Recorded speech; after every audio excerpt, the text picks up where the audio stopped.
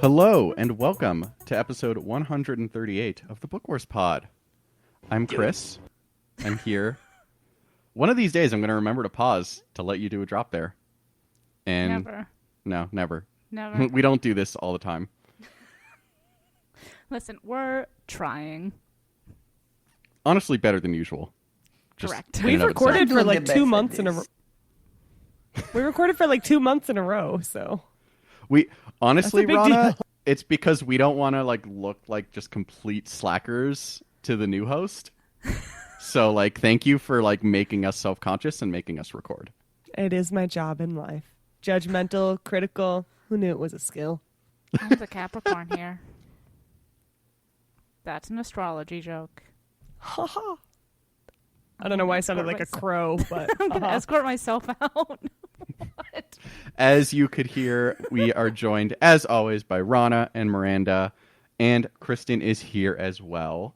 I and like that today, you're referring to yourself with the royal we. royal we. Yes. Yes. Oh, I thought he just meant we, like the podcast listeners and all of Collective Noun Book Wars. We're here with Rana and Miranda. And Oh, I Kristen is see. producing. I just thought Collective Noun Book Wars Pod, but I get it. Now I see. Fair. Chris's. I mean, I'm making that's the Naboo absolutely what joke. my thinking was, but but you I know. like Miranda's version more. Yeah, for yeah, sure. I'm fine with it being the royal we. I'm fine. It's fine. I didn't vote for you. That's I the don't- beauty of it. Yeah, I hate to break it to you on your knowledge of most monarchies. I know that this book might challenge that, but It's true. Congratulations on your close read of Queen's Peril by E.K. Johnston. Today we are wrapping up this book. But first, before we do so, what is everyone drinking? I remembered to hit record this week. So proud of you. So that's your Kristen. drink. That's Step my one. drink. I'm drinking a hibiscus LaCroix. Ooh. It tastes like Delicious. flowers. It's not my favorite, but it was cold. So, That and now Jasper's here. Hi, buddy. Jasper! Hello, Jasper. He wants hibiscus too. He does. No, he wants to lick the condensation off of the can. So, correct. yeah. Okay. Well, what are you drinking, Rana? I am drinking, this is a little bit nostalgic, so bear with me, but I am drinking a Spencer Monk's India Pale Ale, and it's exciting and nostalgic because my grandparents live 2-3 miles away from this place, and my mom grew up getting in trouble for almost lighting the fields of the Abbey on fire as a bad teenager. Actually, it was her brother, but whatever. And we always accidentally trespass there because there's no sign, so you go through the woods and then you go under a fence and you're like, wait a second, I can't be here. And so anyways, I never thought that this would be in Colorado, and they just started brewing beer maybe 7 or 8 years ago. So I didn't think it would have made it to national distribution. It's one of the only, what do you call it? Trappist beers in the US. So I'm super excited and nostalgic, and yeah, that's that. That sounds What? like some Western Mass bullshit. It's Central Mass. Thank Oh, you. I'm sorry. Lower That makes income, same story. Yeah. Just kidding. Go love ahead, it. Burb. sense. So I'm drinking a beer that has not been consumed on the pod before, which coming from Portland is a feat, I'd say. So this is not the beer that I tried to buy from the place across the street, but sometimes their system kind of breaks and tells you that they've inventory that they don't have. Apparently it doesn't just happen to me because I walked in did I break it again? So she is obviously a local beer from our friends at Little Beast Brewing. It's called a Green Queen West Coast IPA. A royal combination of Cryocentennial, Citra, and Lemon Drop hops impart bright notes of pine, grapefruit, lemon, peel, and melon. Bold and graceful, the Queen has spoken. It's pretty good. A fitting title for this. I was going to say, Miranda, you should put that on the Instagram. Oh, it's It's a got really a pretty can. can. I Yeah. almost said case. That's not the word for it. It's the case for the beer. It's where the Everything's a beer case lives. if you think hard enough. Aren't we all but a case? For our souls. Exactly. Chris, you just want to go so I stop talking. Usually that's what I say. Usually it's the other way around. Other people have to make me stop talking. Sorry. Orca is cannot decide where he wants to be right now. He is standing perched between my leg and the arm of my chair, and staring over at Kate because she is doing actual work and not doing her more important job of playing with Orca all the time. Dare she? I know. It's inconsiderate is what it is. I am drinking tequila. I'm drinking a delicious tequila blanco that I believe I've had on the pod before, but it is Fortaleza. And yeah, it's got a little bit of saltiness to it, some fruitiness, it's good stuff. We love it when things are salty and fruity. I don't know. I got no response to that. I don't either. It's fine.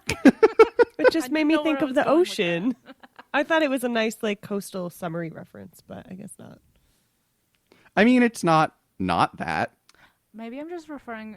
Maybe I'm projecting on this tequila. Salty and fruity. Yep. There we go. We got there. We found the joke. Oh boy. All right. This is going to go well. I know. It's a great sign. And as we have been saying for the past couple episodes, the organization that we are highlighting while we read Queen's Peril is the Loveland Foundation, which was selected by Kate, and it is a fund that provides financial assistance to Black women and girls seeking therapy nationally. So if you have the means and are so inclined, we encourage you to give to the Loveland Foundation. So let's dive in. Although before we dive in, we are recording on Monday night, so I have to ask: is anybody staying up until Bad Ideas o'clock to watch Bad Batch tonight? Oh, You know, fuck I usually no. go to bed at 9, so Yeah. no. This is This late. is really I'm the like, wrong ooh. crowd for me to be asking that question to. Actually, Shout it to your wife. She may have an answer. Yeah. What I'll probably do is wait until after I get my shot on Wednesday, Makes and sense. then just Smart. have it as something to watch while I'm dead in my apartment. Very smart. Very smart. This is where the fun begins. Exactly. All right. So let's talk. Speaking of the fun, let's talk about prison camps. Let's talk about Naboo and life on Naboo during the war. Obviously, we didn't see this in the Phantom Menace. The closest indication that we got is Bibble's kind of warning about the death toll being catastrophic, which we now know has been worked in as a secret code. But it is this kind of prison camp vibe is not usual for Star Wars. It is relatively uncommon, to say the least. Yes. Except for the last book that we read. I know, that's true. This is not the best timing for me to say it's uncommon. But yeah, it's funny because we know that obviously Alexander Freed just loves ripping everybody's hearts out. And so in most other books, there are no prison camps. But in Alexander Freed books, I think we probably have a couple. We obviously just read Shadowfall, where we learn about what happened to Aiden and Kairos and Ito. And then I want to say maybe we had something in Twilight Company, but correct me if I'm wrong. It could be. That whole book was just dark as shit, man. Correct. But it's the kind of brutality that firsthand, so to speak, that we're seeing of the prison camp is new, I think. They definitely don't show 12-year-olds being tortured in Shadowfall for all its gruesomeness. Yeah, and you know what they also don't show 12-year-olds getting tortured in? Anything? Star Wars? Phantom Menace. Yeah. Yeah, it's true. It makes sense, that they are. I think they kind of reference camps in the movie, when Panaka is going to do his side of the helping people escape. But they don't show, sweet little sachet, like, getting droid tortured. And, like, sure, the droids are going to put folks in the camps. They're taking over. It's a war. But what the fuck? This is a young adult novel. Listen, Gotta teach him young. Yeah. Oh, sorry. We had very No, you different go, takes Rana. on that. I was like, yeah, teach him young. Don't talk shit. No, I'm just kidding. No, I mean, I'm only partially kidding. Please don't torture children. But also, like, I thought it was a lesson that all kids learn, not of being tortured, but being told, like, if this ever happens, like, you don't get, no. Okay, let me stop talking now. This is awkward. That was amazing. Never mind. Yeah, I will say that, like, I think this is the most extended, like, firsthand experience we're getting. In Shadowfall, it was Aiden describing it.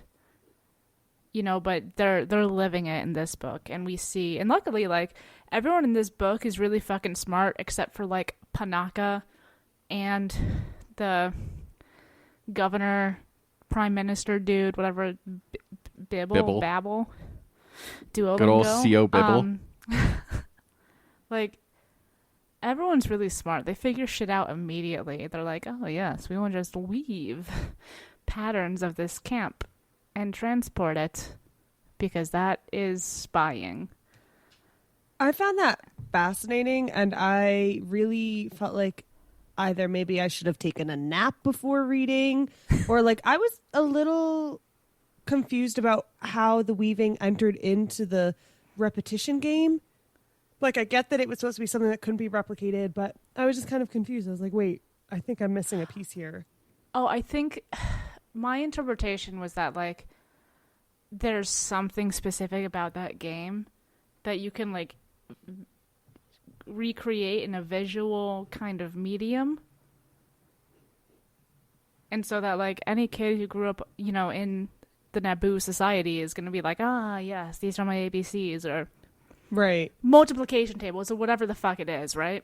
For some reason, And I thought they were, like, weaving a code, and I was like, I mean, obviously we know there are a lot of, like, traditional things that can be turned into codes, a la World War II history, but I was just, like, curious about how that sort of worked, but it makes way more sense of what you're saying, of, like, just how it probably already was an existing relationship between, like, weaving or a physical or visual of it. So now that answered my question. Thank you, Burr. Cool. I just made that up, so. Oh, well, it worked. But yeah, I love, like, the kind of recurring theme of Naboo is that all of them are smarter than us.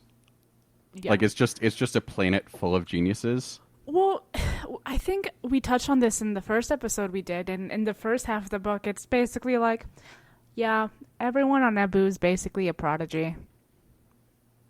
It just be like that. Like, they're all fucking incredible artists and musicians and all this shit. And, like, we see it, obviously, in the Handmaidens. Like, Sabe's always second best. But I'm like, you're fucking incredible at what you do. And, like, you got this painter, forger girl, just ruling her own little world, basically. She's got some, like, weird underground forgery ring. Because she's just, like, so fucking talented. It's wild. Yeah. And it is interesting to kind of see the resistance develop. And obviously, the resistance is a very different concept 50, some odd years in the future. But it's, getting to see how everybody adapts to droid occupation is, like, very... what's the word I'm looking for? It's like a look into the future of the Clone Wars and how that is going to impact the galaxy at large, not just necessarily Naboo. Yeah, and I think the key with this and with the camp that we see is that, like, we know it's all folks from the palace. Like, it's already the guards and the people who live and work around the guards, all the staff, basically. So I think it was probably a bit easier for them to, like, kind of come up with something shady. Because, like, yeah, it's like, oh, we're trained for this. Not really, but we can pretend. And, you know, like they're used to, you know, thinking tactically and strategically, and like preparing for the worst case scenario. That's the whole point of having guards, right? That and protection. But you get it. Speaking of the guards, another obviously major character in the book that we haven't talked too much about is Panaka. And he is obviously a character that we know from the movie.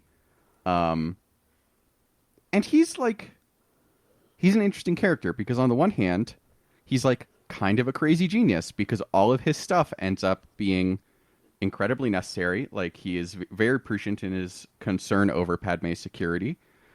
And on the other hand, he's absolutely fucking bonkers. He's way too close to Palpatine. And we also know from Queen Shadow that he and Padme eventually have a pretty major falling out and don't like each other by the end of her term.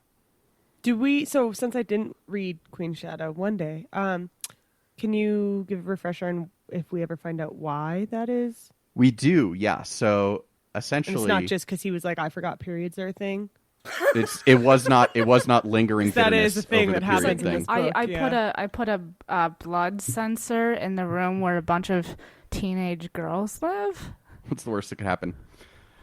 But yeah, so what happened with Panaka is that after the invasion, obviously there was, or not obviously, but fittingly, there was a debate on Naboo about planetary security and whether they should develop a standing army, whether they should, take larger steps to defend themselves.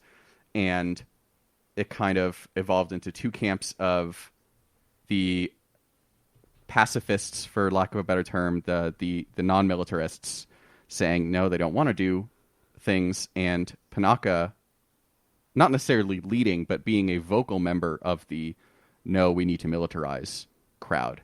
And Not surprising. Yeah, Yeah. that's very on brand for him. yeah. And that resulted in the development of Naboo's big citywide ion pulse that they put in Theed that we see in Battlefront 2. But that's later down the road. But so anyway, the break between them is that he kind of openly criticized her position after this invasion about not wanting to militarize more. And so it strained relations between them. It's gonna mean, happen. I can see, it's kind of his job. Yeah. It's a good point for him to make. That's the whole vibe of his character in this entire book. It's like, so we need protection? And Padme's like, let me use my handmaidens. And by the way, the protection you make me do, I'm just not going to do. So that's cool. He's Yeah. like, guns. And she's like, sometimes I'm going to stick out of a window. For safety. But yeah, and so it is interesting to see his character and see kind of the origin of their relationship and how they fit into this, I don't know, this comfortable antagonism almost. I don't know, how would y'all describe it? I think that's a good way to describe it, especially when I think about it, he was, it sounds like all the candidates for queen had a royal security person with them, and he was hers, and so it's okay, well, he's there for that, candidate, and then as she gets into the queendom, and as she grows in that role, she learns, she obviously becomes way more emboldened, right? I think it's easy for him to be like, this is not what I thought things were gonna be like. Because it used to be that I could just say things. But you're you're a teen person with your own thoughts and goals and shit. And I don't like that. It's interesting because I sort of felt like it's a role that often happens with someone who is older and in charge of keeping a young person, maybe not responsible, but because we know Padme is responsible, but in terms of people who need to keep young people in line, I guess not not like a Catholic school nurse hitting people with rulers, but in the sense of a little bit more acknowledgement of these people's autonomy and, you know, their personhood, but also still saying, look, you know, I'm drawing the lines, but you can't draw the lines if the person who you're drawing the lines around is the literal queen. Like, that's not possible. So yeah, I almost felt like I didn't really sense too much conflict other than what you would expect in one person, like testing their boundaries and the other trying, you know, kind of needing to be reeled in. But maybe that's just because I'm a conflict prone person. So maybe it didn't feel that bad. I was like, this isn't bad at all. And I mean, for a teenager, like, I know that they're all, you know, prodigies, but in terms of teen conflict with authority, or I guess teen authority conflict with others, because she is an authority, it didn't feel that bad to me. Like, that can get a lot worse. Though I guess sneaking out to a concert, maybe. But she came home, right? Like, stuff like that. It's like, well, you know. After she got busted. Yeah, but a lot of teenagers would be like, fuck it, I'm still doing blah, blah, blah, you know? I guess that's why they're not queens. Fuck being queen. I'm running away. Fuck this, I want to go to my friends. Yeah. Yeah, no, for sure. I mean, I think, Rana, you make a really good point. I think, to me, the really interesting thing that has always kind of struck me about Panaka is his relationship with Palpatine. And I say always, I mean in the books, not when I was like, 9 and saw The Phantom Menace. Did not strike me that they had a particularly strong relationship back in 1999. But it was always, because we also, in addition to Queen Shadow, we read Leia, Princess of Alderaan, where Panaka ends up as the Moff of this sector, and kind of has this this moment of like, oh shit, realizing who Leia is, and like putting the whole situation in jeopardy. But so like that kind of influences like my perspective a little bit. But seeing that he is super close with Palpatine, and like seeing from the perspective that we know that Palpatine is just manipulating everybody, and seeing like how skillfully he's doing it in terms of, just checking in, just seeing how things are going on the home front. That also is interesting as well, because obviously, you look at someone like Padme, who likes Palpatine, is thankful for what he does for the planet, but never kind of falls into that same trap. I don't even know that I have a point here. I'm kind of just rambling because I found it interesting. No, I mean, it makes sense. Like, Palpatine can manipulate anybody, but like at this point, it's like, okay, well, he's the senator from Naboo, the head of the royal guard. Like, you're gonna know each other. And I mean, we know what Palpatine's doing. We know he's a fucking Sith Lord. But, Panaka's like, oh, this guy's super friendly and helpful, and he wants what's best for Naboo. This is good. Yeah, I don't fault him for not catching it. I mean, I think we all want to think that we would have caught it, but, like, probably not. How many of us have even, like, had, I mean, you don't have to raise your hand or anything, it's not Mean Girls, but, like, how many of us have even had friends who, like, were manipulative on a friendship level, or a boss who you worked for or something, as opposed to, like, a senator who is a Sith Lord and has, like, crazy abilities, So I think it's reasonable to have fallen for it.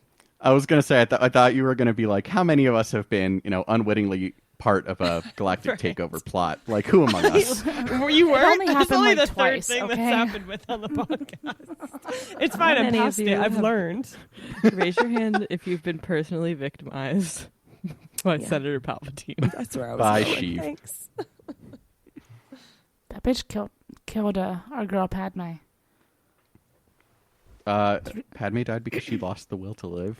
Hey, Apparently. go I really fuck love- yourself. I have to believe the terrible, unproven, likely untrue fan theory that he drained her life, or else I just can't handle it. So it's fine. Yeah. And then the last Panaka thought is that his wife is so much cooler than him. God, she's great. Any fictional or real world relationship in which I don't want to say wife, but in which one partner, preferably female or non-binary or not a man, is much more like get shit done, like figuring shit out, in charge. That's my shit in literary like situations and real world situations. So I was really happy about that. And I like too that we didn't have to just have her talking to Panaka. I like that we get to see her in the camp. We get to see like different angles of her. And I just thought that was nice. So it wasn't just through his lens. Yeah, her like talking to Sasha and Yane in the camp and like working with them to formulate the resistance in the camp and just being like, look at these little baby gays being sweet. She's just like a mama hen, you know? Yeah. Mm-hmm. But one thing that, like, obviously a book set during the Phantom Menace will do is it will make you think about Phantom Menace more. And we talked about this a little bit in previous episodes, but, like, this book adds a lot of depth to what is not a particularly deep movie at first glance. And so, I don't know, did y'all... Ronald, we'll start with you. Did you have any kind of reactions to this that made you like think of TPM differently or? Yeah, definitely. I mean, so I guess I think of TPM on a couple of different levels. One, what little like 5-year-old me thought when I, saw it in the theaters and I was like, whoa, this is so cool. And I like made everyone let me use their lipstick and like pale foundation to turn into Amidala for like Halloween and any chance I got. That was a part. But now, that was a long time ago. 22 years ago now. And so that side is probably less prevalent in how I think about the movies. There's also, of course, like the side that's like shitpost, right? Oh, all these memes. Wow, this is a terrible movie, but I'll laugh at it. And then I think probably where I am in the middle is like thinking about how it enters into other canon in Star Wars, which I think this book helps with a lot. I think it will help appreciate it, or help me appreciate it rather. And I think I said on a past pod, it was like when we first started this book, I was like, do I want to rewatch The Phantom Menace? No. But now I feel like, yeah, I do.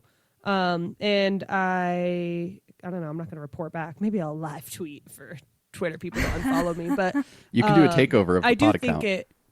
Yeah, no, it's not. I mean, maybe unless you all want to have too many drinks and live tweet Phantom Menace, it's fine. I have a life, I think. It's a pandemic. I don't need a life. But this is a really long answer to say I do think it helps me appreciate a lot of things in new light, right? The Handmaiden plot was always like interesting, and I had heard there was a comic about it and, all that stuff. But I don't know. I haven't read the comic on it, but I've heard that there was like a very interesting comic on the Handmaidens, like being like much more... much more having their own say and like being more powerful and all these things. And so I think it definitely made me appreciate it from that perspective. I liked the little tiny glimpses of TPM. I don't know why I'm calling it TPM now. Thanks, Chris. Yeah, I don't know. And realizing that like, it's fine. And just realizing like one thing I appreciated about the book was that those movie moments don't overshadow and like don't sort of hog the spotlight away from the individual or like unique book aspects. And so I think watching The Phantom Menace now that I've read this book, maybe I should read Queen Shadow too, will definitely help me appreciate it overall as like a part of a puzzle. That was a really long answer, but you're welcome. Oh, it was fine. I feel like I've yelled about things for longer than that. I'm long-winded.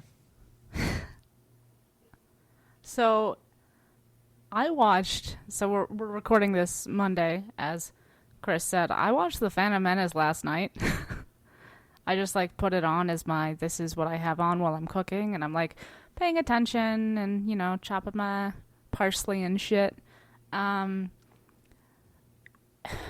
think with a book like this, like what I'm going to do is I'm going to be watching, and especially like the parts at the end of the book that you just mentioned, Rana, where E.K. Johnston is just like filling some stuff in. It's like, Padme's cleaning all the carbon scoring off of R2-D2. And it's like, I'm just giggling at her being like, I should talk to the Gungans. That's a great idea. 10 points to Padme, right? But the one big thing that I noticed, I feel like on every other watch I've done of The Phantom Menace, even after reading like Queen Shadow, is... the handmaid storyline is kind of like Padme has these handmaidens. She pretends to be one, and it's like a big twist. Like, oh my god, Padme's the queen.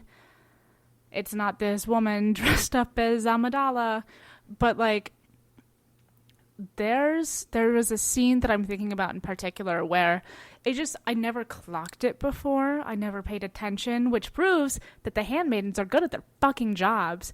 They're in the throne room. I want to say it's definitely before they leave for Coruscant/Tatooine. If you look, so like obviously Padme is the queen. She's sitting in like the throne. And folks are standing around and sitting, and they've all got their chairs and stuff. But the handmaidens are like in the shot. You know, and they're sitting in their own like big chairs in the circle with equal importance, basically. And I was like, holy I have literally never noticed this before. And like, am I thinking about it aggressively because we just finished reading Queen's Peril? Yes. But it was I mean, obviously they didn't intend it like that. You know, to the extent that we know it from Queen's Peril when they, you know, filmed The Phantom Menace in the 90s. But I think that, you know, and it's one of those little details that, like, E.K. Johnston can take from the movie and just be like, oh, yes, here you go. You know, and there's parts in the book where, you know, like, oh, there'll be, like, a couple handmaidens down there and the rest will be, like, watching. You know, like, when they have the trade meeting for the system. What's that bitch called? Summit? Conference? Summit! That's the one. Do it. It's so they have the summit at Yalta, and you know, some of the Ready for making yourself laugh there, Bird. sorry. I can't not make weird history jokes. I don't know what to tell you. No, I mean I got it. Oh no, I know it was not a particularly niche reference. But like, you know, they're the handmaidens who are like watching from above with all the other folks, you know, like random members of the palace. And then there's some that are just down there, like as Harley so lovingly dragged who she thought was Sabe, or no, it was Sabe this day, like observers. And it's just like, I think on the rewatch after reading this, the main point of everything I'm trying to say is, oh no, I just had it and then it fell out of my brain hole. You know, that the handmaidens are there and they play a much more important role than we realize on first viewing. Thank you for coming to my shitty TED Talk. Very welcome on a shit post of a podcast. It's true. No, absolutely. And I think kind of in that same vein, one thing that I remember I said after, or as we were reading Queen Shadow, and now like I feel even more about Phantom Menace and Attack of the Clones, is that I just like, as you know, back in 1999, I was 9 probably when this came out. I don't know what time of year it came out. It was May. I only know that May? because, yeah. I feel like it was the spring. It was probably 8. Not the time you would expect for a Star Wars movie, but May. Yeah. Solo came out in May. Yeah, and look how that turned out for it. Don't know if we want to count that as the pinnacle of Star Wars releases, but okay. Well, it's the Phantom Menace, like. Yeah, which we're not talking. But I mean, if you remember the hype around the Phantom Menace before it Yeah. actually came out, it was like it had been, 20 years since a Star Wars movie? No, not quite, but almost like 18 years or something. Maybe a little less. And it was like just shocking. There was going to be another Star Wars. Like everyone was obsessed with the idea. Maybe not everyone. Maybe just the people I heard from because I was 5. But like. I just remember like a huge like pop culture energy around new Star Wars. So I feel like I don't know what I'm talking about here, but the point is, yeah, it came out in May. Yeah, I remember exactly one thing about seeing the Phantom Menace, in theaters, and it was this like really scary. I don't know if it was a preview or just like one of those. Did they have the things that they showed before the previews in 1999? Teasers. No, like when you go in, it's got like the dancing popcorn, like a less Oh yeah, like the fancy little version of that. animation that's like, here's where the fire exits are. Yeah. It was that, except it was an asteroid coming to Earth and like destroying bridges and shit. And I was 6 years old. Keska fuck. And I have always been super anxious. And I think we had seen it in DC, or like I was going into DC for something later, and like over the bridge on the blue and yellow line, for those of you in the know. But like it freaked the shit out of little, 6-year-old me. But then at the end, a baseball player hit the asteroid with his bat and it went back into space. If only the dinosaurs had been so lucky. I know, right? They just, needed a Little real T-Rex slugger. arms couldn't. Yeah. Yeah. Can't really hold a bat. That just reminds me of, just to continue getting even more off topic, it just reminds me of, it's like the first scene of Lovecraft Country of the first episode, and the main character is like having it. We don't realize it at the time, although it becomes pretty clear. He's having a dream, and he's like a sci-fi fan, so he's just like dreaming 20 different like sci-fi and history and various other things at the same time. And it ends with Jackie Robinson killing Cthulhu with a baseball bat. So Amazing. that's what just popped out to me from that story. If we can continue to be mildly off topic while mildly related as well. Sorry, severely off topic while mildly related. Keeks, feel free to cut this. But I just feel like this is my chance to give my story about something, which is that, so when I was young, obviously I didn't look up, like IMDb didn't exist. And I didn't look up who, other than like the 5 seconds of trailer, or not trailers, credits, I didn't look up who played different people. And so a couple years later, when Pirates of the Caribbean came out, for some reason, I'm usually really good with faces, but I was like, this lady looks so much like Natalie Portman. And all my friends were like, what the fuck are you talking about? Like, no, she doesn't look like her, blah, blah, blah. And years went by. And then I went to finally rewatch The Phantom Menace. And I was like, oh my God, I've been so validated. I was not verified. I'll never be verified. Thanks, Twitter. No, but You need that little white. I don't check. I don't need my blue check mark. It's not a blue check mark. It's a white check mark on a blue background.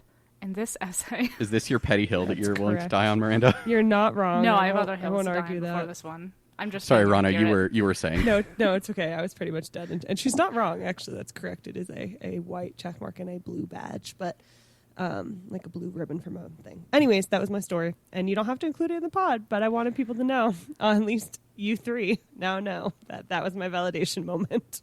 Yeah. Great story. So- Related to the Phantom Menace. Again, it gives us a lot of insight into the Phantom Menace, but I'm also like really interested in seeing where she goes with a Queen's Hope. Yeah. Do we know the timeline, like, in terms of when in the timeline? When and where are we? No, but do we know that for A Queen's Hope? We do. It When is and going where to be will we be? during the Clone Wars, discussing, and the book is going to be about Padme, like in the Senate during the war, and also her relationship with Anakin. I want to read that. Not that. I don't want the relationship part. I want the Senate. Give me more Padme You will politics. like if you decide I to want read it, my you will tax enjoy talk. Queen Shadow, Rana, because it's very Oh, I will. political. Give me some politics. Not 2020 politics, but like fictional politics. Yeah. Yeah. Space politics, trade routes, taxation. But yeah. Anyway, Representation. I feel like I was making a point like 20 minutes ago, and then I got myself off topic. But like It was one thing that probably this me. book has continued to do for me is like, as like a young boy growing up in the late 90s in a very like toxic masculine society, like I didn't give a shit about the handmaidens growing up. Did not care. Barely cared about Padme when I was that young. And like this book is, and Queen Shadow also are like bringing new depth to them in a They're way very- that is just super like impressive, and like Marina, kind of like you were getting at, like almost like retcons them to like having this massive role behind the scenes by using the tiny indicators that we had of like the "We are brave, Your Highness" moment, or them being in the background, or like Padme and Sabe's relationship. And it is just kind of doing this perfect job of taking these characters that like obviously were like such a huge love and formative set of characters for E.K. Johnston, as she's talked about, and for an entire like generation of Star Wars fans, and not only like writing a love letter to those characters, but also kind of bringing that, like, caring about their story and bring that that buy-in, that I can't think of the word, but like, yeah, just getting everybody else to care about them as much too and see what is so great about them. It's, in a way, to me, it very much kind of plays into that like girl power moment of the 90s, right? Like, I was a little girl in the late 90s, and like the fucking Spice Girls, before Ginger Spice, Jerry Halliwell left, which is a memory I have, even though I was like 4 years old when it happened. It was very much about this. There was kind of a backlash to like the masculine nature of society, and this is like, oh, like we had those fucking handmaidens in 1999. Nobody fucking appreciated them. Here, look at these badass teens. Yeah, for sure. And then one, just to kind of wrap up this section of new thoughts and feelings about Phantom Menace, Drew asks in Datashi Patreon Slack, does this make you want to rewatch Phantom Menace with a new love of the taxation of trade routes? I mean, we jokes aside, we did talk about that a little bit and how it like does give us this larger view of galactic politics that we didn't have at that time. Yeah, and I feel like we maybe touched on this in one of our earlier episodes on this book, but if you just watch The Phantom Menace, like with no other information, no other background, it all seems very sudden, right? Like, oh, they're blockading this planet. Oh, I guess they're invading now. And this actually gives us that, like, build up, which, I mean, I'm a person who likes to know why for everything. And this, for me, was just awesome to have. Like, here's how everything unfolded. You're welcome. Yeah, give me any explanation of the taxation issues without like the racist caricatures of, everyone. Like, I'd like this explanation better. Now I'm going to think about that instead of. It is nice to not have to hear Newt Gunray's voice. Yeah. Yeah. Every time I watch it as an adult, I'm like, oh, the 90s happened. It's rough. Mm-hmm.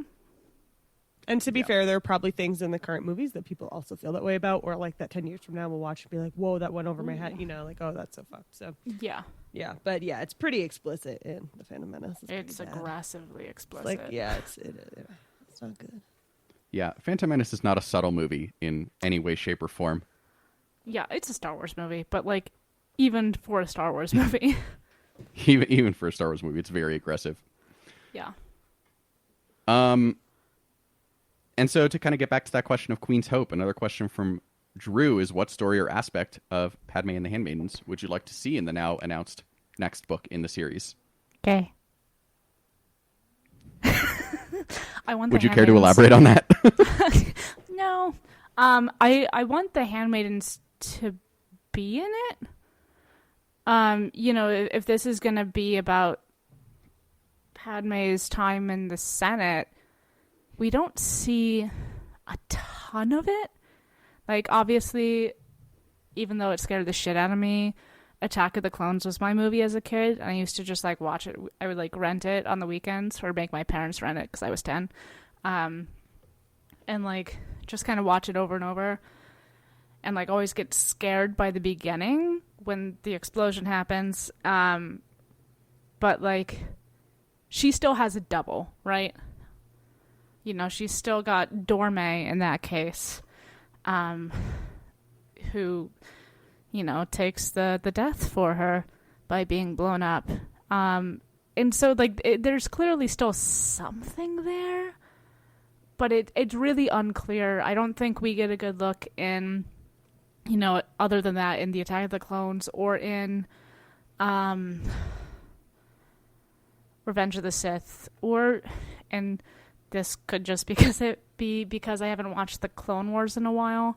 The Clone Wars, like, it's not a prominent thing, so I'm just hoping that, like, they're still part of it, because I mean that's really what's made, for me, other than all the great Padme shit, like, that's what really makes this series so far.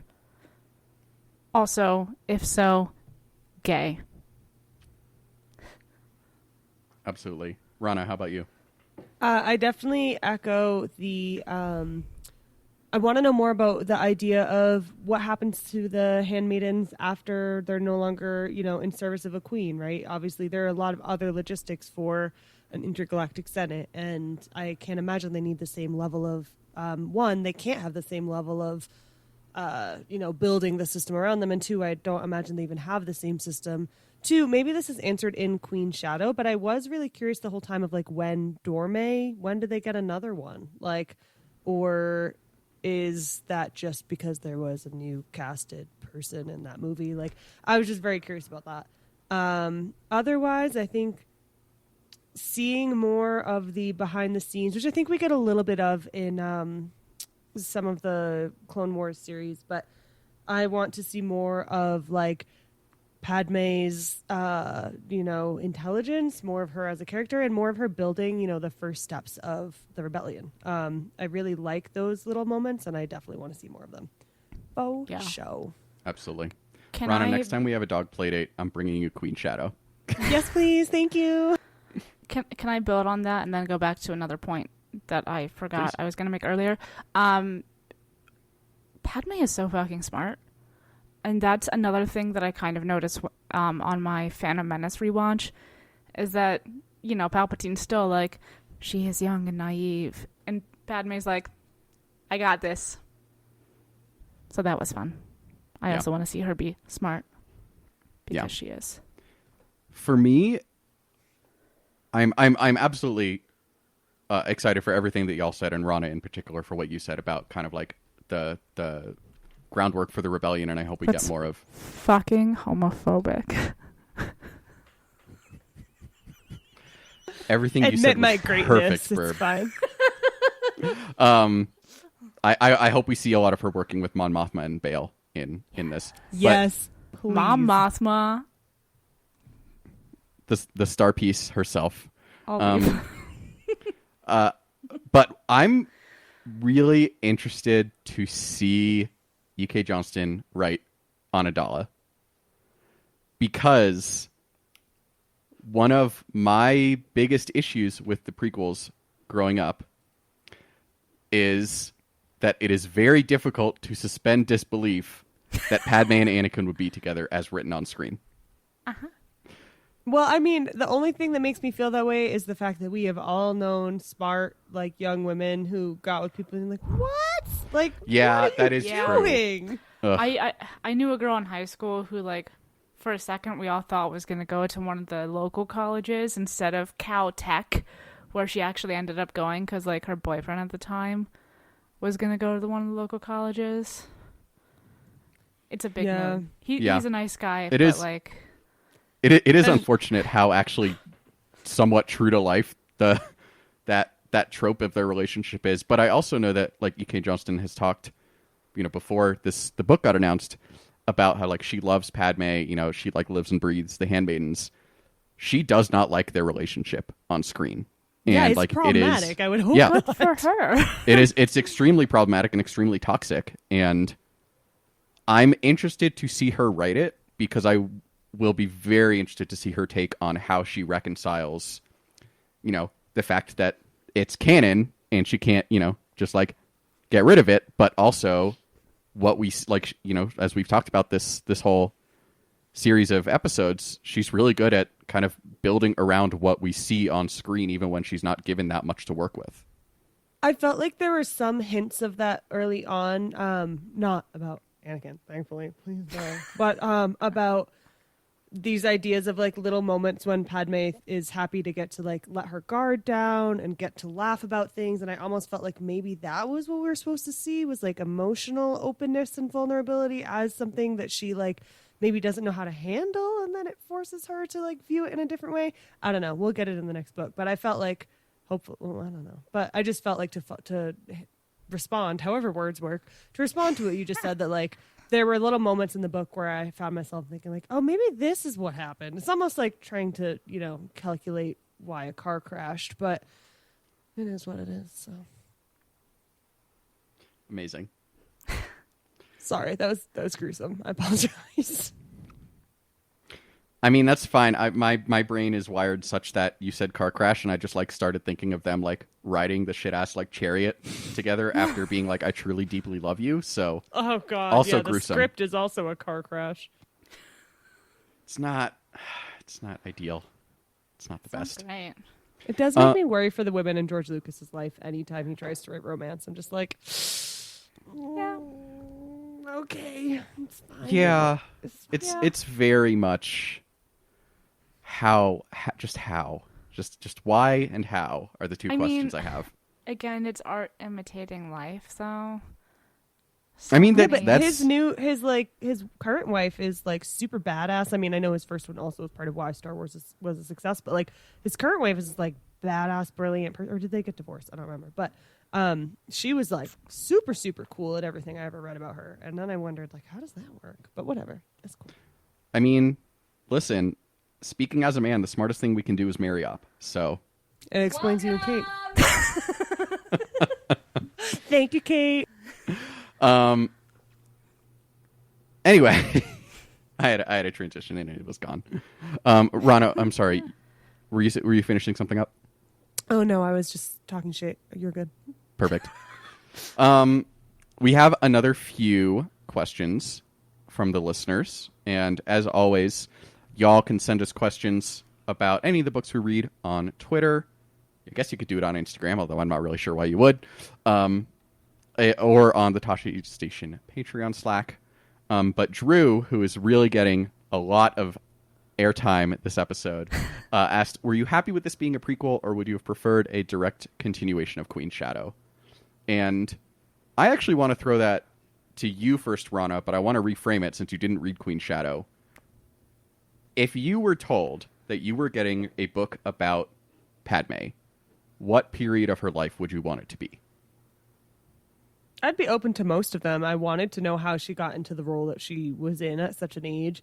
I wanted to know, like, show me her at her prime, her, like, intellectual power on display, and not just, like, oh, you're tearing me apart. Like, I don't want to hear that. Like, it's cool. So I know I should be like, emotional vulnerability is fine. But also, like, show me her at her prime. Like, her,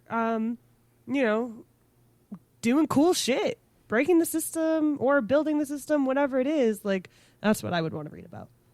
So. She's a badass. Mm-hmm. Show me badass Padme, not like sad, abusive, pregnant Padme. Sorry, I got dark again. That's the whole prequel trilogy. We Another also happy get landing. we also get badass Padme in Thrawn Alliances, another good one. Oh yeah. I've heard Which- good things about that. Another thing to read. Yeah, Tim's on. Not necessarily. Well, I don't know. Legends fans will disagree to various extents, but not necessarily known for writing female characters well. Or writing female characters. I mean, in Mara the Jade. Well, okay. Some of us haven't fucking read Legends. I mean, well, that's the point I'm making. Is that there's anyway. That's a different point, but that has a lot of badass Padme content and absolutely like stupid feral raccoon Anakin content as well. So highly recommend. It's a very good book. It's very funny. If you like to shit on Anakin. And who doesn't, TBH? Burb, what about you? Were you happy with this kind of being a prequel taking place in TPM, or would you have Yeah. preferred a direct continuation of Queen's Shadow? I loved that it was a prequel. You know, again, I'm very into like the background and the why, and especially, you know, we had the handmaidens in the other book in Queen Shadow, and I don't super remember the finer details, but this, it just really fleshed them out. And like we got to know, okay, where do they come from? What do they do? Like what's how many of them are actually gay? Etc. But I think it was really interesting, as we've discussed at length, to have it set during the Phantom Menace, because Queen Shadow is at the end of her reign. Mm-hmm. And it's, I don't know, I think it's fun to go from like the end of her reign to like we're gonna start right before the beginning of it, and like during the election. So it's fun. I mean, it's almost like the I'm not going to say Ovech trilogy because Kristen's going to yell at me, but the trilogy of trilogies, right? Like we go from, okay, here's the original, this is what happens, and I'm just like, hey, we're going to backfill some information with this shitty prequel trilogy that I adore. And I don't know, I think it's cool just like for the content that we got from it, but also it's like it follows Star Wars, Mm-hmm. I'm kind of in a similar place as you in that, like, this viewpoint has certainly been challenged over the past, year or so since The Rise of Skywalker came out, but I'm generally of the opinion that all Star Wars is good Star Wars. Right. And I also am not a very creative person when it comes to thinking up plots. Like, I've never really been somebody who's been able to like write fanfic. I will come up with like broad ideas of like what I would love to see from characters, but not so much specific plot points. And so also like enjoying E.K. Johnston as an author and kind of trusting her take on Padme, I'm very much if this is the book that she wants to write, then let's have her write it, and I'm excited for it. Yeah, I'll read it. I'll trust her. Tyler, with a really, really interesting question. Do you think the Padme portrayed in this book is closer to the live-action Padme or the Padme we got in Clone Wars? Clone Wars? Yeah, Don't I'm know also why I inclined screamed, but to yeah. say Clone Wars, if only because that is more of like badass day-to-day Padme than something wonderful has happened. Yeah. I mean, I guess the literal answer would be we do see shots in the book from the Phantom Menace, not shots, scenes. But yeah, personality-wise, like Clone Wars. Getting shit done. Yeah. I definitely think that the answer is Clone Wars, but I enjoyed the fact that we did get that overlay of scenes from the movie in this one. Like, Queen Shadow was very heavily Clone Wars, like all Clone Wars all the time. And this one did give me that kind of that view of, what is she thinking while she's, not emoting with her face in the movie. And so like in my head, I was better able to picture Natalie Portman as opposed to like animated Clone Wars Padme as I was reading this book. But I mean, personality wise, yeah, it's Clone Wars Padme for sure. And then last question from TIE Pilot Dandy in the Tashi Slack.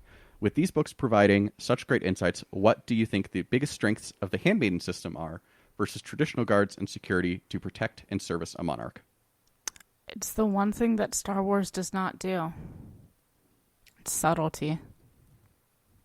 You can like throw any number of guards, right?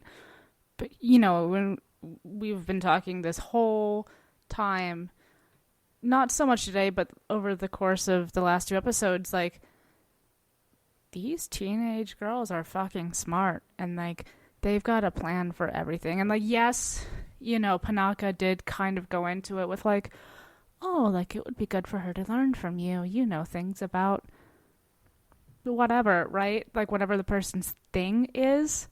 But they're literally like, okay, so what if we take this traditional like gown dress thing, and instead of making it 10,000 pounds, we're going to do like a lighter fabric, but it's going to be like also bulletproof. And it's like that kind of like thing. It's just different. traditional guards, you're like, oh, you picture these, big burly folks. They've got their blasters. They kind of fee-fi-fo-fum around the world. That is a joke from today's crossword. I am so sorry. I was going to say, that is a little bit of a deep cut with some Jack and the Beanstalk stuff. No, I going on. thought maybe it was a personal remembrance of some Just remembrance. The word is memory. Sorry. Nope, fee-fi-fo-fum is the theme of today's New York Times crossword. It's Monday, May 3rd. And now... Thank you for that. I feel like I'm listening to NPR. Yeah. Yeah. But yeah, it's something that you wouldn't expect, which I think has that innate strength and innate advantage. Yeah, if I can just add up on that. Sorry, Chris, to just immediately No, please speak do. over you before you've even opened your mouth. But I feel like there is an inherent quality of leadership in being able to know what your, constituents and people who you're serving. Sorry, I'm really trying not to laugh at something that Miranda put in the chat, but there's really an important quality of leadership in that. And what this system does is it allows Padme to, one, get to have an unfiltered experience at times when she's not being Amidala, but also it allows the handmaidens to have that on the ground perspective as well. And I think that that's essential in checking yourself as a leader. I guess that's why Undercover Boss is a thing, but I've never watched that. But just that general sense of don't laugh at me. I don't know. Sorry, I know that sounds No, like sorry. I have I'm just voices thinking in of my head to the podcast listeners, but it's Miranda I'm just thinking of laughing. Adam Driver. That's Yeah, what the I Kylo thought Ren too. episode of Undercover Boss. Kylo Ren, Star Killer Base. That's exactly what I was thinking of, but then I was like, no, wait, what was the I heard that Kylo Ren's ripped. I might go back and watch that now later after this recording, depending on how much more beer I have. Amazing. Yeah, I think for me, and both of you have kind of said, different aspects of this, but I But think we're going to give you credit for it. I'm going to take all the credit. You're not going to, you don't need to give me anything. I'll take it for myself. I think the biggest thing that I like about the handmaiden system is that it empowers Amidala to take control of her own security.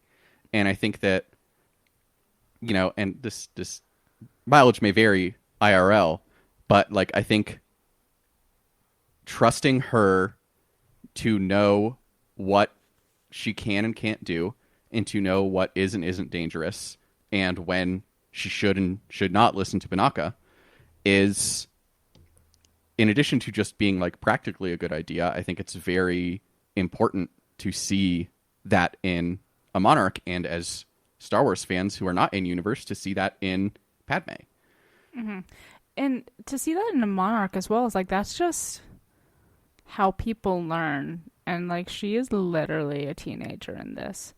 It's that trial and error of life.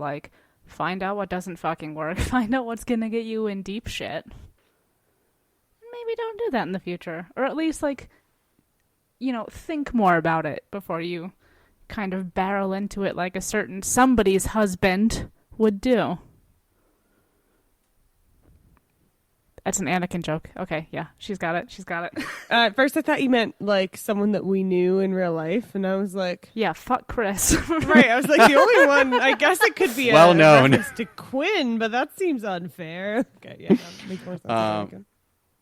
Yes. And then the other thing that I like about it is that it surrounds her with security by her peers, which I also think is kind of similar to knowing her own security best. It's, there is always something to be said for experience, and Panaka did end up having valuable contributions in putting the system together in the first place and recruiting the handmaidens. But I think as a society, but pompousness aside, I do think that we put a lot of faith in experience over, or in historical experience over lived experience, if that makes sense, over current experience. And I think that that's Right, something that the and, handmaiden like- system is built to avoid. And to a degree as well, like if I were Padme, or if I just like were somebody who had some kind of guard system around me at all times, there's a difference between like living and like having like bodyguards who follow you around, and again they're big and burly and blasters, and like, oh, these are like, obviously there's like the complicated issue of kind of separating friend from I can order you to die, but they are both. They are her friends, and like these are people that she obviously deeply trusts, and it's that personal, like, kind of intimate connection that I think puts her at ease and lets her be more herself in her decision making and everything else. Absolutely. All right, I think that's a great place to leave it, unless either of you has any final thoughts. All right, well, thank you all for listening to this week's episode. Next week, we are going to be starting From a Certain Point of View, The Empire Strikes Back. Very excited to be returning to the From a Certain Point of View, like, it's not a series, collection of thoughts. I don't know. That was a thought in my head. We're going to be starting with the first story, which is Against All Odds, and reading through the final order. In the meantime, you can find us on the Tasha Station Radio Patreon, on Twitter or Instagram at BookWarsPod, or bookwarspod@gmail.com if you want to email us. If you have the means, first and foremost, please donate to the Loveland Foundation or other excellent charitable causes. And then, if you do want to support us, you can do so by donating to the Tasha Station Radio Patreon, as mentioned, or giving us coffee at ko-fi.com/bookwarspod. Really helps us cover our hosting and production costs, and we will keep the pet content coming. We have now that the pandemic is like starting to end. I don't know. Maybe we have to be stingy with that again. Only give people pet content when they donate. We'll see how that goes. Our theme song is Whiz Bang by Poddington Bear. Our logo and artwork are by Joe Butera Design, and our audio and production are done by Kristen McDonald. Thank you all so much for listening to this episode of the Book Wars Pod. For myself, Miranda, Rana, Kristen, and Kate, we will talk to you next week. Oh, nice. That was good. As soon as you get into like pod dad voice, I'm like, oh shit, he's too loud. It's 'cause that's when I talk into the mic. Yeah. Haven't you learned? You can't talk into my now. That's what I've been saying this whole time.